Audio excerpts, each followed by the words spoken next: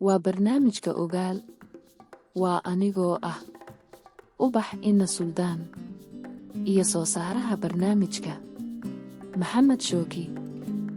Feni magaalo biyo ku taal, sahaminta dhismaha gaarka ah, taariikhda iyo caqabadaha horyaalla magaaladan Talyaaniga caanka ah. Feni magaalada biyaha ku taal waa mid ka mid ah magaalooyinka ugu soo jiidashada badan Talyaaniga. Waxaa loo yaqaanaa sida ay ugu dhex milantay biyaha, taasoo siinaysa muuqaal qurux badan. Taariikhda Feni waxay dib ugu laabanaysaa qarnigii 5aad, markii dadka deegaanka ay ka carareen weerarada Barbariyiinta ay magangalyo ka dhigteen jasiiradahan. Tan iyo markaas waxay noqotay awood badeed iyo dhaqan. Naqshadaynta gaarka ah ee Feni waxay ka turjumaysaa farsamada iyo hal-abuurka dadkeeda. Magaaladu waxay ku taalaa tiirar lagu dhisay biyaha hoostooda, taasoo u oggolaatay inay ka badbaado fatahaadaha. Guryaha iyo buundooyinka Feni waa astaamo muuqda oo dhismaha magaalada ah. Guryaha oo midabkoodu leeyahay midabo kala duwan iyo buundooyinka qadiimiga ah ayaa abuuraya jawi gaar ah. Kanaalada Feni oo loo yaqaan wadnaha magaalada ayaa isku xira qaybaha kala duwan ee magaalada. Waxay u suurtageliyaan gaadiidka biyaha, isla markaana bixiyaan muuqaal aan la hilmaami karin. Feni magaalo ku taal biyaha ayaa saameyn weyn ku yeelatay dhaqanka iyo farshaxanka Yurub. Magaaladu waxay martigelisay fikrado cusub iyo hal-abuurnimo, iyadoo noqotay meel isha lagu hayo xilliyadii Renaissance-ka. Fatahaadaha ayaa noqday mid ka mid ah caqabadaha ugu weyn ee Feni wajahayso. Biyaha sare u kaca ayaa halis gelinaya dhaxalka taariikhiga ah ee magaalada, iyadoo loo baahan yahay tallaabooyin degdeg ah si loo ilaaliyo. Mashruuca Mose oo ah nidaam difaac biyaha ayaa loo arkaa inuu yahay tallaabo muhiim ah oo Feni ku ilaalinayso mustaqbalkeeda. Mashruucan ayaa loogu talagalay inuu xakameeyo fatahaadaha isagoo adeegsanaya darbiyo biyuhu ka kacaan.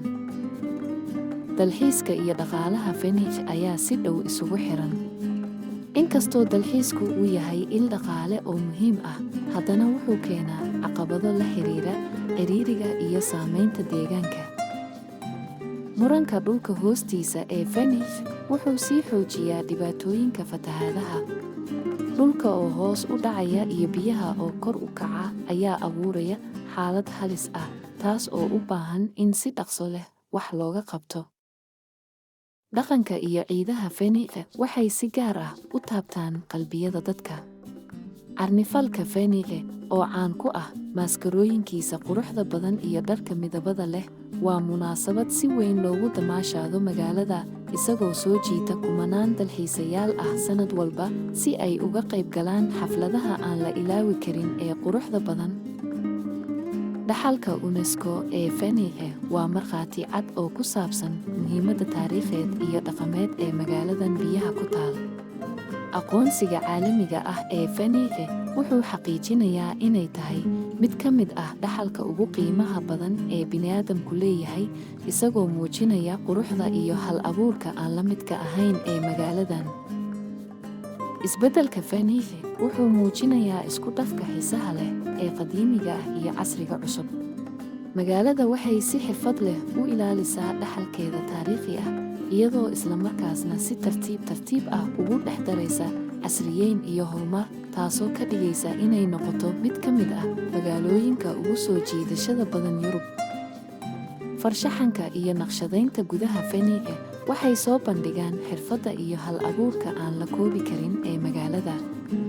Laga soo bilaabo qurxinta guryaha qadiimiga ah ilaa naqshadaynta casriga ah ee goobaha dadweynaha, Feni waxay ka tarjumaysaa dhadhan gaar ah ku saabsan quruxda iyo hal-abuurka. Cimilada iyo deegaanka Feni waxay la kulmaan saamaynta isbeddelka cimilada, taasoo keenaysa caqabado cusub oo ay tahay in magaaladu ka gudubto. Kororka heerka biyaha ayaa noqday arrin muhiim u ah jiritaanka iyo mustaqbalka Feni, taasoo u baahan tallaabooyin degdeg ah iyo hal-abuurnimo si loo ilaaliyo magaaladan taariikhiga ah. Gaadiidka biyaha ee Feni ayaa ah mid si weyn uga duwan kan magaalooyinka kale. Gondolas iyo favoritos waxay bixiyaan khibrad gaar ah iyagoo suurtagelinaya safar ku dhex mara kanaalada astaanta u ah magaalada. Cuntada dhaqameedka Venice waxay soo bandhigtaa dhadhan gaar ah oo ka tarjumaya hidaha iyo dhaqanka Talyaaniga. Laga bilaabo risotto ilaa seafood, walxaha maxalliga ah ayaa si xirfad leh loogu beddelaa suxuun macaan. Istaraatiijiyada Venice ee la qabsiga kororka biyaha waxay muujinaysaa hal-abuurnimo iyo dadaal joogto ah. Magaaladu waxay qaaday tillaabooyin lagu xakameynayo fatahaadaha iyadoo diiradda saaraysa ilaalinta hantideeda taariikhiga ah. Magaalooyinka walaalaha ah ee Venice waxay xoojiyeen iskaashiga caalamiga ah, taasoo keentay in la wadaago khibrado iyo mashruucyo horumarineed. Isdhexgalkan wuxuu ka caawiyey Venice inay hesho taageero iyo aqoon dheeri ah. Mustaqbalka Venice waxaa horyaalla caqabado waaweyn iyo rajada horumarinta. Iyadoo la tixgelinayo saameynta isbeddelka cimilada iyo dalxiiska, magaaladu waxay ku qasban tahay inay hesho dheelitirnaan u dhexeeya ilaalinta iyo horumarka.